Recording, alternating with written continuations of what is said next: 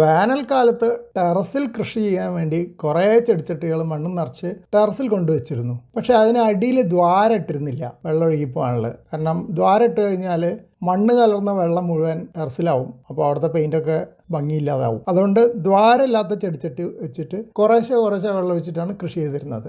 മഴക്കാലം വന്നപ്പോൾ ഏറ്റവും അരികിലെടുത്ത് വെച്ചിട്ട് പോലും ചെടിച്ചട്ടികളിൽ മുഴുവൻ വെള്ളം നിറഞ്ഞു. അപ്പോൾ എല്ലാ ചെടിച്ചട്ടിയും താഴെ കൊണ്ടുവന്നു. അപ്പോൾ ഇനി താഴെ വേറെ കൃഷി ചെയ്യാമെന്ന് വിചാരിച്ചു കഴിഞ്ഞാൽ ദ്വാരം വേണം, അല്ലെങ്കിൽ മഴ കൊണ്ടിട്ട് ചെടികളൊക്കെ ചീഞ്ഞു പോകും. അപ്പോൾ ആദ്യം ദ്വാരം ഉണ്ടാക്കാനാണെങ്കിൽ വളരെ എളുപ്പമാണ്. ചെടിച്ചട്ടിയിലെ അടിയിൽ കുറച്ച് ദ്വാരം ഉണ്ടാക്കാനുള്ള സ്ഥലങ്ങളുണ്ടാവും. വളരെ നേർത്ത ഭാഗമായിരിക്കും. അവിടെ ആകപ്പാടെ ഒരു ചെറിയ കത്രികയുടെ മോന കൊണ്ട് വെറുതെ പിടിച്ച് തിരിച്ചു കഴിഞ്ഞാൽ ദ്വാരം ഉണ്ടാവും. പക്ഷെ മണ്ണ് നിറച്ച് കഴിഞ്ഞാൽ ആ ഭാഗം കിട്ടില്ലല്ലോ, ആ ഭാഗം അടിയിലായി പോയില്ലേ. പിന്നെ അല്ലെ മുഴുവൻ മണ്ണ് കളയണം. അപ്പം ഞാൻ കണ്ട ഇതാണ് ഇത്. ഒരു സ്റ്റാർ എഡ്ജ് സ്ക്രൂ ഡ്രൈവറിൻ്റെ ഒരു പഴയ കേടായ ഭാഗം ഉണ്ടായിരുന്നു.